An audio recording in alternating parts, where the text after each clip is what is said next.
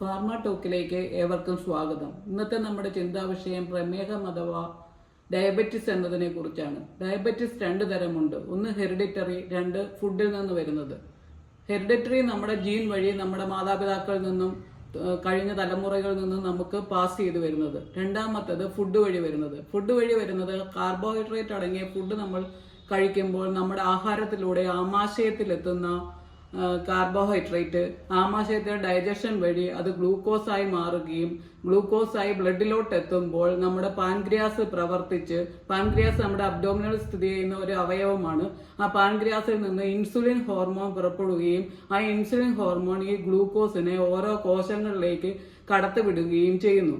കടത്തിവിടുന്നതിന്റെ ബാക്കി നമ്മൾ കൂടുതലായിട്ട് നമ്മൾ കാർബോഹൈഡ്രേറ്റ് കഴിക്കുമ്പോൾ എക്സ്ട്രാ വരുന്ന ഈ ഗ്ലൂക്കോസിനെ ഗ്ലൈക്കോജൻ ആക്കി മസിലിന്റെയും ലിവറിന്റെ അകത്ത് സ്റ്റോർ ചെയ്യപ്പെടുന്നു. അത് നമ്മുടെ പിന്നെ നമ്മൾ ആഹാരം കഴിക്കാതെ വരുന്ന അവസ്ഥയിൽ നമ്മൾക്ക് ഈ ഗ്ലൈക്കോജൻ പിന്നെയും ഗ്ലൂക്കോസ് ആയിട്ട് നമ്മുടെ ബോഡിയിൽ പ്രവർത്തിക്കുന്നതിന് വേണ്ടിയാണ് ഈ സ്റ്റോർ ചെയ്യുന്നത്.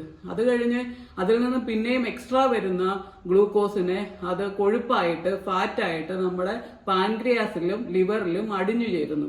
ഈ അടിഞ്ഞു ചേരുന്നത് നമ്മൾ കൂടുതൽ കഴിക്കും തോറും അധികം കഴിക്കും തോറും നമ്മുടെ ഈ പാൻക്രിയാസിലും ലിവറിലും കൂടുതൽ ഫാറ്റ് അടിയുകയും ഈ പാൻക്രിയാസിൽ കൂടുതൽ ഫാറ്റ് അടിയുന്നത് മുഖേന ഇൻസുലിൻ എന്ന ഹോർമോൺ ഉൽപ്പാദിപ്പിക്കപ്പെടാൻ സാധ്യത കുറയുകയും ചെയ്യുന്നു. കാരണം സെല്ല് നശിക്കുന്നത്, ഈ പാൻക്രിയാസിന്റെ സെല്ല് നശിക്കുന്നത് കൂടി ഇൻസുലിൻ ഉൽപാദനം കുറയുന്നു. അങ്ങനെ നമ്മുടെ ബോഡിയിൽ ഗ്ലൂക്കോസിന്റെ അംശം, നമ്മൾ കഴിക്കുന്ന കാർബോഹൈഡ്രേറ്റ്, നമ്മൾ കഴിപ്പ് നിർത്തുന്നില്ല, സദ്യ കഴിച്ചു പോകുന്നു. കാർബോഹൈഡ്രേറ്റ് അടങ്ങിയ ഫുഡ് കൂടുതൽ കഴിക്കുമ്പോൾ ഗ്ലൂക്കോസ് കൂടുകയും ബ്ലഡിൽ ഗ്ലൂക്കോസ് കൂടുകയും ചെയ്യുമ്പോൾ നമ്മുടെ ബോഡിയിൽ ഡയബറ്റിക് എന്ന അവസ്ഥ ഉണ്ടാകുന്നു, പ്രമേഹം എന്ന അവസ്ഥ ഉണ്ടാകുന്നു. നമ്മുടെ ബോഡിയിൽ ഗ്ലൂക്കോസ് കൂടി പ്രമേഹമായ സ്ഥിതിയായി കഴിയുമ്പോൾ നമ്മുടെ ആ ബ്ലഡിന്റെ അകത്തോട്ട് ഗ്ലൂക്കോസ് ഓരോ സ്ഥലത്തോട്ടും ബ്ലഡ് പോകുന്നതിനനുസരിച്ച് ഗ്ലൂക്കോസ് ചെല്ലുകയും രക്തയോട്ടം അതുവരെ കുറയുകയും ചെയ്യുന്നു. ഓരോ അവയവങ്ങൾക്കും രക്തയോട്ടം കുറയുന്നു. തലച്ചോറിലോട്ട് രക്തയോട്ടം കുറയുമ്പോൾ സ്ട്രോക്കിൽ അവസ്ഥയിലോട്ട് മാറുന്നു. കണ്ണിലോട്ട് പോകുമ്പോൾ റെറ്റിനോപ്പതി, ഡയബറ്റിക് റെറ്റിനോപ്പതി, റെറ്റിനയിലോട്ടുള്ള ബ്ലഡ് സപ്ലൈ കുറഞ്ഞതിന് മുഖേന റെറ്റിനയിൽ അഫക്റ്റ് ചെയ്യുന്നു. അതുകൊണ്ട് കാഴ്ച മങ്ങല്, തിമിരം എന്നിവ ഉണ്ടാകുന്നു. ഡയബറ്റിക് ന്യൂറോപ്പതി എന്ന് പറഞ്ഞാൽ നേർവിലോട്ട് രക്തയോട്ടം കുറഞ്ഞിട്ട് കൈകാൽ കടത്തിൽ മസിൽ കയറ്റം, തരിപ്പ്, നംനസ് എന്നിവ അനുഭവപ്പെടുന്നു കൈകാലിനൊക്കെ. അത് കഴിഞ്ഞ് നെഫ്രോപ്പതി, ഡയബറ്റിക് നെഫ്രോപ്പതി എന്ന് വെച്ചാൽ അത് കിഡ്നിയെ അഫക്റ്റ് ചെയ്ത് കിഡ്നിക്ക് വീക്കം ഉണ്ടാകട്ട് നമ്മുടെ ഈ ടോക്സിക് ആയിട്ടുള്ള സബ്സ്റ്റൻസ് ഒക്കെ അരിച്ചു കളയാൻ പറ്റാത്ത അവസ്ഥ വരുന്നു. അങ്ങനെ ഡയബറ്റിക് കിഡ്നി നശിച്ചു പോകുന്നു. കിഡ്നിക്കും കുഴപ്പമായിട്ട് അതിന് ഡയാലിസിസ് ചെയ്യേണ്ട ഒരു അവസ്ഥയിലേക്ക് മാറുന്നു. അതിനുശേഷം രക്തയോട്ടം ഹാർട്ടിലോട്ട് കുറയുന്നത് മുഖേന ഹാർട്ട് അറ്റാക്ക്, ഹാർട്ട് ഫെയിലർ എന്നിവ ഉണ്ടാകുന്നു. ലിവറിൽ അടിഞ്ഞുകൂടുന്ന ഫാറ്റി ലിവർ ഉണ്ടാകുന്നു. സ്കിന്നിലോട്ട് രക്തയോട്ടം കുറഞ്ഞിട്ട് സ്കിന്നിന് പ്രശ്നങ്ങൾ ഉണ്ടാകുന്നു. ഡ്രൈനസ് മുഖേന അങ്ങനെയുള്ള കാര്യങ്ങൾ, സ്കിൻ ടാക്സ്, മുറിവ് ഉണങ്ങാൻ താമസം, ഹൈപ്പർ ടെൻഷൻ, കൊളസ്ട്രോൾ എന്നിവ ഉണ്ടാകുന്നു. പ്രീ ഡയബറ്റിക് സ്റ്റേജ് എങ്ങനെ നമുക്ക് മനസ്സിലാക്കാം? നമ്മൾക്കുണ്ടാകുന്ന അമിതമായ ക്ഷീണം, തളർച്ച, ദാഹം, വിശപ്പ്, അതുപോലെ തന്നെ ശരീരം മെലിയുക, അൺകൺട്രോൾഡ് യൂറിനേഷൻ, ഇതൊക്കെ വഴി നമുക്ക് മനസ്സിലാക്കാൻ സാധിക്കും. നമ്മുടെ ബ്ലഡിലുള്ള ഗ്ലൂക്കോസിനെ കൺട്രോളിലാക്കാൻ രണ്ട് വിധം ഉണ്ട്. ഒന്ന് എക്സസൈസ്, രണ്ട് ഫുഡ് കൺട്രോളിലാക്കുക. കാർബോഹൈഡ്രേറ്റ് ഏറ്റവും കുറവുള്ള ഫുഡുകൾ കഴിക്കുക.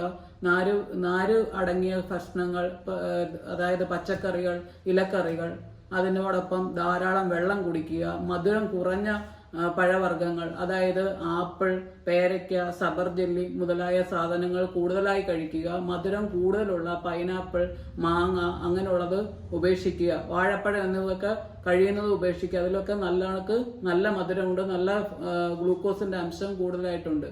അതിനോടൊപ്പം ഇന്റർമിറ്റന്റ് ഫാസ്റ്റിംഗ് എന്ന് പറഞ്ഞാൽ 16 അവേഴ്സ് നമ്മുടെ ഫുഡ് ഒരു അംശം പോലും എടുക്കാതെ നമ്മൾ ഫാസ്റ്റിങ്ങിലിരിക്കുക.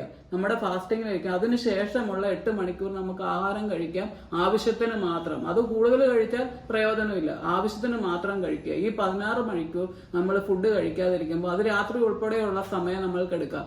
16 മണിക്കൂർ നമുക്ക് ഫുഡ് കഴിക്കാതിരിക്കുമ്പോൾ നമ്മുടെ ബോഡിയിലെ സെല്ല് തന്നെ ഓട്ടോഫാജി എന്നുള്ളൊരു കണ്ടീഷനിലോട്ട് മാറും. അതായത് ആവശ്യമില്ലാത്ത സാധനങ്ങളെ ആ കോശങ്ങൾ തന്നെ നശിപ്പിച്ചു കളയും. അങ്ങനെ ക്യാൻസർ സെല്ലുകളെ വരെ നശിപ്പിക്കുമെന്നാണ്, ഓട്ടോഫാജി വഴി നശിപ്പിക്കുമെന്നാണ് കണ്ടുപിടുത്തങ്ങൾ തെളിഞ്ഞുകൊണ്ടിരിക്കുന്നത്. അപ്പം ഗ്ലൂക്കോസിനെ കലോറി കത്തിച്ചു കളയും. അങ്ങനെയൊക്കെ ഓട്ടോഫാജി നമ്മൾക്ക് ഒത്തിരി ഗുണം ചെയ്യും. ഈ ഇന്റർമീഡിയറ്റ് ഫാസ്റ്റിംഗ് 16 അവേഴ്സ് നടക്കുന്ന സമയത്ത് ഓട്ടോഫാജി മുഖേന നമ്മുടെ ബോഡിയിലെ എല്ലാ കാര്യങ്ങളും നടക്കുന്നു. ആ സമയത്ത് ഇൻസുലിന്റെ ആവശ്യം അവിടെ വരുന്നില്ല. പാൻക്രിയാസ് റെസ്റ്റിലാവുകയും അതിനുശേഷമുള്ള 8 മണിക്കൂർ നമ്മൾ കഴിക്കുന്ന ഫുഡിൽ നിന്ന് വരുന്ന ഗ്ലൂക്കോസിനെ എല്ലാം ഗ്ലൈക്കോജൻ ആക്കുന്നതിനും കൊഴുപ്പാക്കുന്നതിനും ഉള്ള പൂർവാധികം ശക്തിയോടെ പാൻക്രിയാസ് പ്രവർത്തിച്ച് ഇൻസുലിനെ ഉൽപ്പാദിപ്പിക്കുകയും ചെയ്യും. അതുകൊണ്ട് ഇന്റർമീഡിയറ്റ് ഫാസ്റ്റിംഗ് ഏറ്റവും നല്ലൊരു പോംവഴിയാണ്. അതിനോടൊപ്പം എക്സർസൈസ്, അതെന്ന് വെച്ചാൽ ഹാർട്ടിന് കൂടുതൽ രക്തയോട്ടം കൂട്ടുന്ന രീതിക്ക് നല്ല എക്സർസൈസ് ചെയ്യണം. അതായത് സൈക്ലിംഗ് നല്ലൊരു എക്സർസൈസ്. അതിനോടൊപ്പം സ്കിപ്പിംഗ്, പുഷപ്പ്,